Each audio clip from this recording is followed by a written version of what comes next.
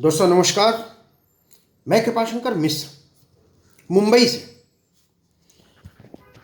आज फिर से एक विशेष व्यक्तित्व को लेकर के केशियन की हेडलाइन, उसकी उपशाखा निर्झरणी जो कवियों की चौपाल आयोजित करती है, उसके माध्यम से मैं आप लोगों के बीच में आया हूं। आज जो हमारे विशेष कवि, साहित्यकार, रचनाकार, व्यंग्यकार, नाटककार, जिनके नाम की चर्चा हिंदी साहित्य में अगर न की जाए तो वह सृजन, वह साहित्य, वह हिंदी भाषा अपने आप में अधूरी हो जाती है। दोस्तों, सबसे पहले इस आयोजन में जो अब तक 80 सप्ताह गुजरे हैं, लगभग मैं उसका साक्षीदार रहा हूं। अगर कभी मैंने अपनी रचना को इस पटल के माध्यम से आप लोगों तक नहीं पहुंचाया है, तब भी मैं बड़ी गंभीरता से इसका चिंतन और मंथन करता हूं। आदरणीय नंदन जी, जिन्होंने अपने अभूतपूर्व परिश्रम से, सृजनशीलता से और सामाजिक ग्राह्यता से इस मंच को 1 से लेकर 80 अंक को पार किया है। यह कोई छोटी बात नहीं है, यह अपने आप में बहुत बड़ी बात है।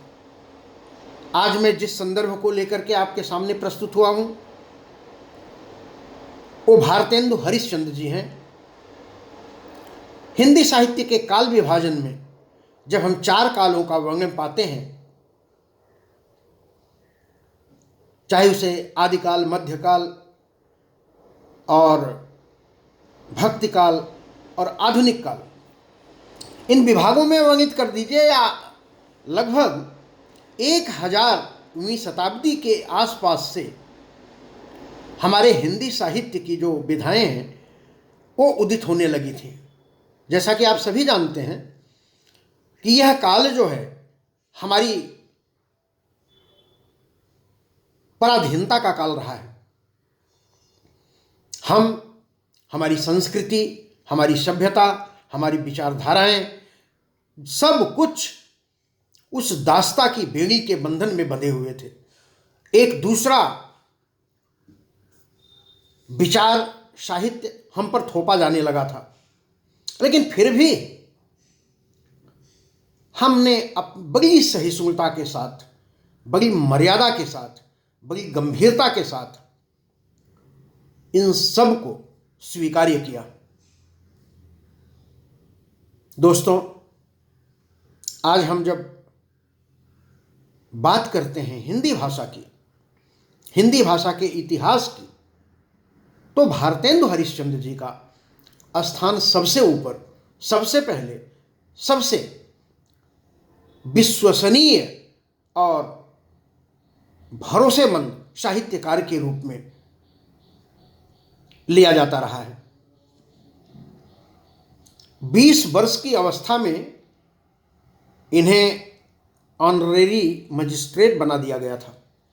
20 वर्ष की कुल उम्र ही इनकी 35 साल थी। और एक बनारस के व्यवसायी थे, इनका नाम हरिश्चंद्र था, लेकिन भारतेंदु इन्हें एक उपाधि मिली थी। इनका जन्म 9 सितंबर 1950 को बनारस में ही हुआ था और 6 जनवरी 1885 को इन्होंने अपने शरीर का त्याग किया था। आप सोचिए कितनी कम उम्र। इनकी पत्नी मन्ना देवी जी थी और एक कवि थे, लेखक थे, रंगकर्मी थे, देश चिंतक थे, पत्रकार थे, नाटककार थे। मीन्स कि इनके साहित्य सृजन की विधाएं भिन्न भिन्न रूपों में और बहुत ही प्रचलित स्वरूप को प्राप्त हुई। आप जानते होंगे, इन्होंने अनुवाद भी लिखा है, इन्होंने निबंध भी लिखा है, इन्होंने नाटक भी लिखा है, इन्होंने कविताएं भी लिखी हैं। तो हर तरह का सृजन इन्होंने हिंदी साहित्य को दिया है। अंधेर नगरी, भारत दुर्दशा, इनके बहुत ही महत्वपूर्ण नाटक रहे हैं। और लगभग हिंदी नाटकों का जो सूत्रपात है उसका आरंभ भी लगभग इन्हीं से माना जाता भी है। इन्होंने अनुवाद के रूप में विद्यासागर नाटक का अनुवाद किया था, जो बांग्ला में लिखी गई थी, और 1867 ईस्वी में इन्होंने इसका अनुवाद किया था। इन्होंने 3 पत्रिकाओं का संपादन किया था, हरिश्चंद्र चंद्रिका, कवि वचन सुधा और बालबोधिनी। ये 3 पत्रिकाएं थी जिनका इन्होंने संपादन किया था। ये उत्कृष्ट कवि थे, उत्कृष्ट व्यंग्यकार थे, सफल नाटककार थे, जागरूक पत्रकार थे, निबंधकार थे और ओजस्वी गद्यकार थे। खड़ी बोली हिंदी, जिन्हें आप खड़ी बोली के नाम से प्रतिभाषित करते हैं,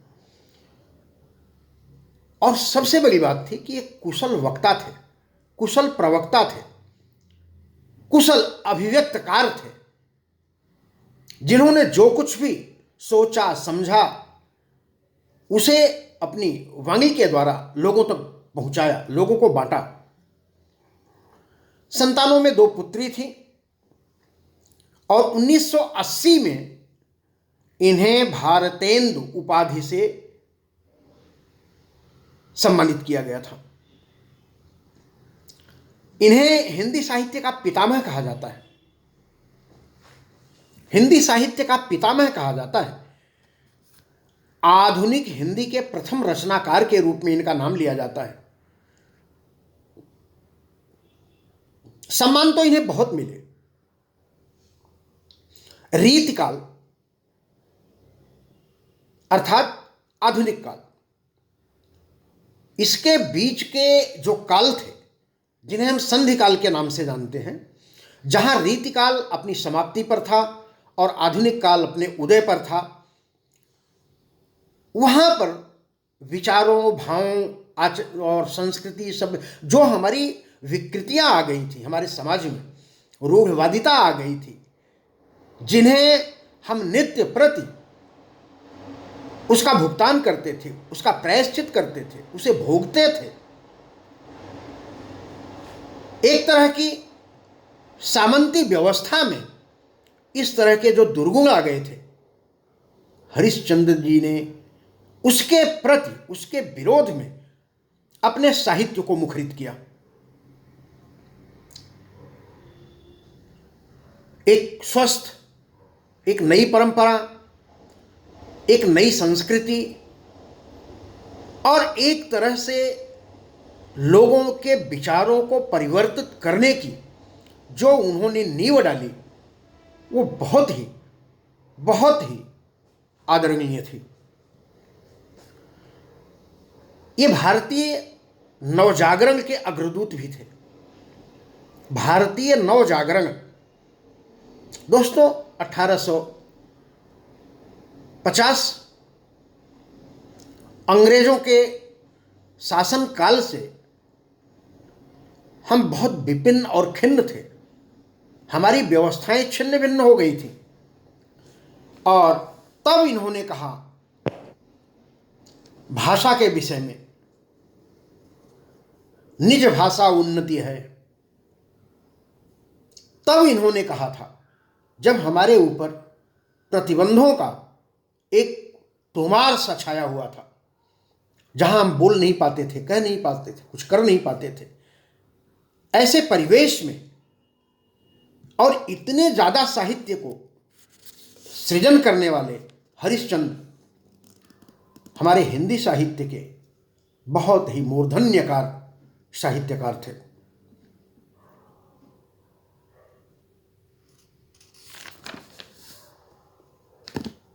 आप सभी लोग जानते हैं,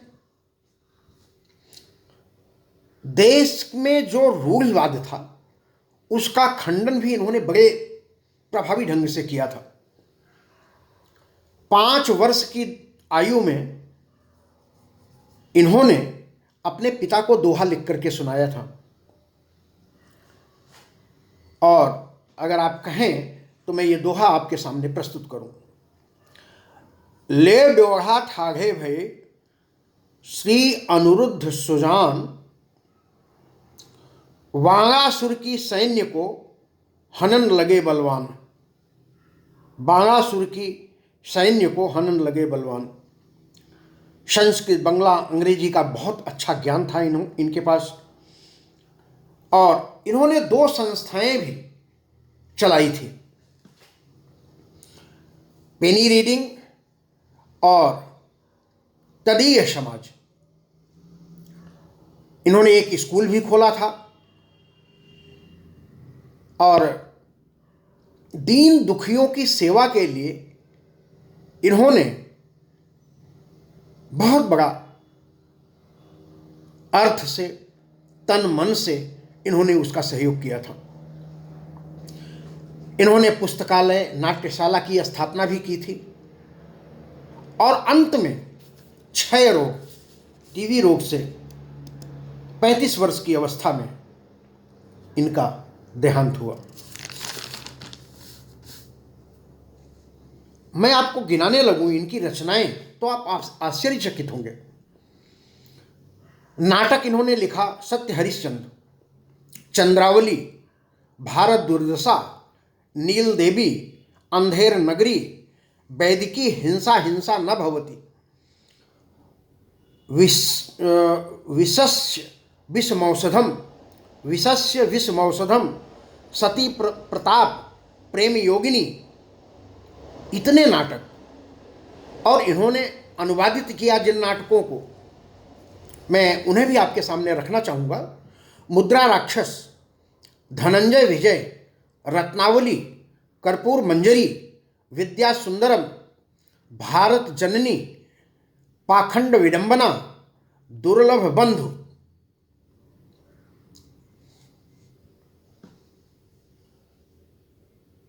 इन्होंने जो इतिहास लिखा है मैं वो भी आपके सामने प्रस्तुत करता हूं। कश्मीर सुषमा, कल्पना कीजिए, कश्मीर सुषमा, महाराष्ट्र देश का इतिहास, दिल्ली दरबार दर्पण, अग्रवालों की उत्पत्ति, बादशाह दर्पण, और जो निबंध और आख्यान इन्होंने लिखा, सुलोचना, मदालसा, लीलावती, परिहास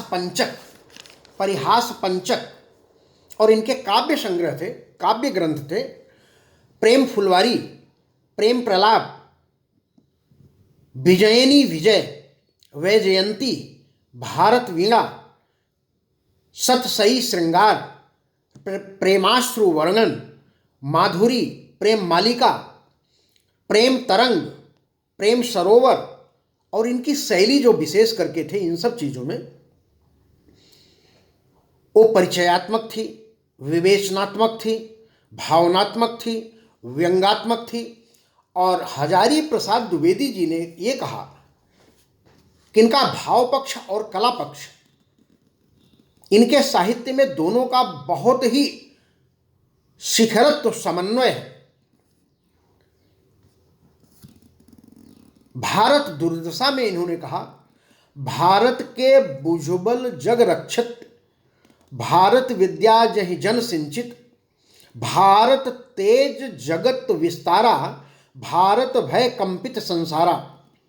अलंकृत शैली थी, उद्बोधन जबरदस्त था। और मैं इसी संदर्भ में मैं आपको अपनी रचना की तरफ लेके चलता हूं, जो इनके ही संदर्भ में मैंने विरचित किया है वो आपके सामने मैं रखता हूं। अपरिमित नभ के आंगन का चमकता वह सितारा था, अपरिमित नभ के आंगन का चमकता वह सितारा था, लिखा था नाम भारत का, हरिश्चंद्र ध्रुव सितारा था, हरिश्चंद्र ध्रुव सितारा था। भारत का इंदु बनकर के, भारत का इंदु बनकर के सदा रजनी को हरता था, उसी के नाम की हिंदी का हरिश्चंद्र दम भी भरता था। सृजन साहित्य का अनुपम उतारा कलम पन्नों पर, सृजन साहित्य का अनुपम उतारा कलम पन्नों पर, भले जीवन बड़ा छोटा, भले जीवन बड़ा छोटा, रहा शिखरत्व, रहा शिखरत्व पर चढ़कर, रहा शिखरत्व पर चढ़कर। हमारे हिंद की हिंदी का वह नक्षत्र प्यारा था, किया कर्तव्य तन मन से, समर्पित भाव सारा था। बड़ा लघुकाल हिंदी का, बड़ी समृद्ध थी भाषा, प्रगति पर सबकी आंखें थी, हमारे आस की आशा। भले हिंदी की भाषाविद, भले हिंदी के भाषाविद कमाई इसकी खाते हों, मगर जब बोलना हो तो मॉडर्न भाव गाते हैं, तो मॉडर्न भाव गाते हैं। हमारे ही सगे अपने, ये हिंदी की दुर्दशा पर ये चित्रण है। हमारे ही सगे अपने मेरी भाषा के दुश्मन हैं, बड़प्पन नाम इंग्लिश का, बड़प्पन नाम इंग्लिश का, तो छोटा नाम हिंदी का, तो छोटा नाम हिंदी का। कभी साहित्य पढ़ करके समाज अपना परखते थे, उन्हें दर्पण सा दिखता था, रुचिर साहित्य लिखते थे, रुचिर साहित्य लिखते थे। हरिश्चंद्र के बिना हिंदी का गौरव ही अधूरा है, हरिश्चंद्र के बिना हिंदी का गौरव ही अधूरा है। प्रखर रजनी भले जितनी, बिना इंदु न पूरा है।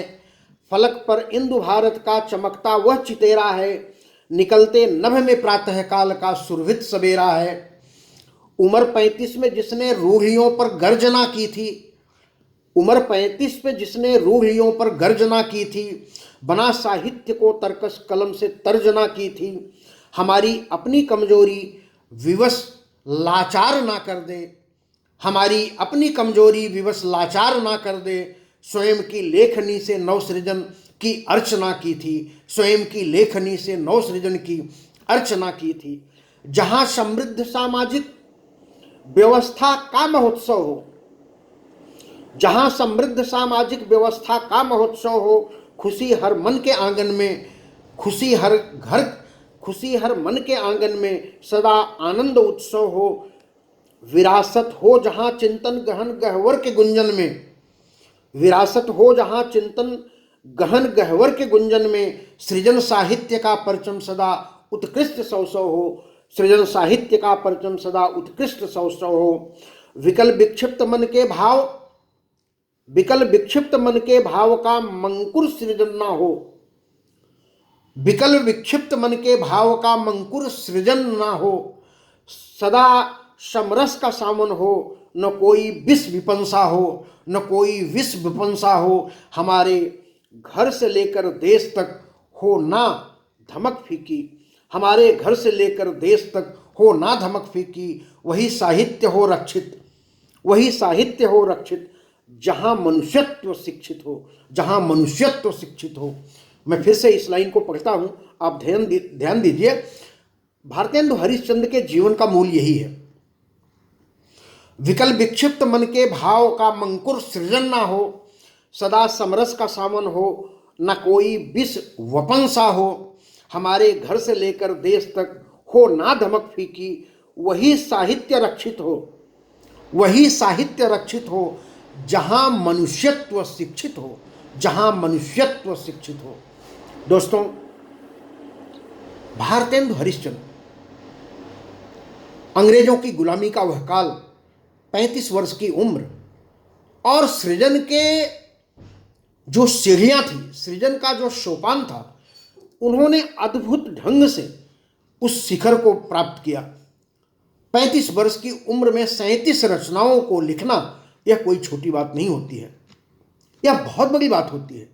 और एक बार फिर से मैं आदरणीय नंदन जी मिश्र को, जो निर्झरणी के माध्यम से कवियों की चौपाल आयोजित करते रहे हैं, और उनका 80वां सप्ताह जो पिछले बार गुजरा, और यह कवियों की विशेष श्रृंखला जो उन्होंने चलाई है, उस श्रृंखला में भारतेंदु हरिश्चंद्र जी को पढ़ने के लिए, उनको समझने के लिए, उनका जो समूचा कृतित्व है लोगों तक बांटने के लिए, लोगों तक पहुंचाने के लिए जो आपने समय दिया, मुझे आपने पटल पर आमंत्रित किया, इसके लिए मैं आपका और इन दर्शकों का, श्रोताओं का, विद्वानों का, मनीषियों का, सबका हृदय से मैं धन्यवाद करता हूँ, आभार व्यक्त करता हूँ। इसी के साथ मैं अपनी वाणी को विराम देता हूँ। धन्यवाद, नमस्कार, जय हिंद, जय भारत।